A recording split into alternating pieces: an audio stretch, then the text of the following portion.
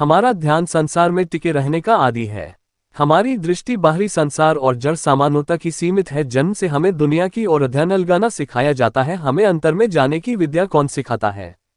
क्या कभी हमारे माता पिता अथवा अध्यापक ने हमारा ध्यान इस ओर आकर्षित किया है? क्या जब हम बड़े हो रहे थे तो किसी ने हमारे ध्यान को ये दिशा दिखाई है?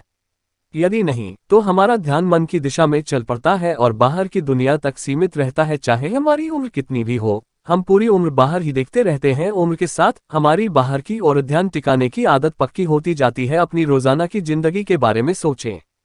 सुबह उठने से लेकर रात को सोने तक हम इस दुनिया के कार्यों से घिरे रहते हैं। जिन्हें सुबह काम पर जाना होता है, वे सुबह तैयार होने में लग जाते हैं। हम पर परिवार की जिम्मेदारियां होती हैं, जिन पर हमें ध्यान देना होता है। समाचार पत्र की सुर्खियां भी हमें आकर्षित करती हैं। कुछ लोग रेडियो अथवा टेलीविजन के माध्यम से समाचार तथा यातायात और मौसम की जानकारी प्राप्त करते हैं। फिर तैयार होने के बाद नाश्ता करके हम काम पर निकल जाते हैं। हमारा ध्यान दफ्तर समय पर पहुंचने में लगा रहता है। चाहे कहीं सड़क बन रही हो या रास्ता जाम हो, दफ्तर में काम करते समय अक्सर हमारे चारों ओर बातचीत चलती रहती है, जो कि हमारा ध्यान खींचती है। काम के बाद घर लौटते समय हम फिर यातायात में खो जाते हैं। घर पहुंचने पर हम फिर से परिवार की जिम्मेदारियां निभाने लगते हैं। हमारा समय बच्चों और जीवन साथी की दिनचर्या सुनने में व्यतीत हो जाता है।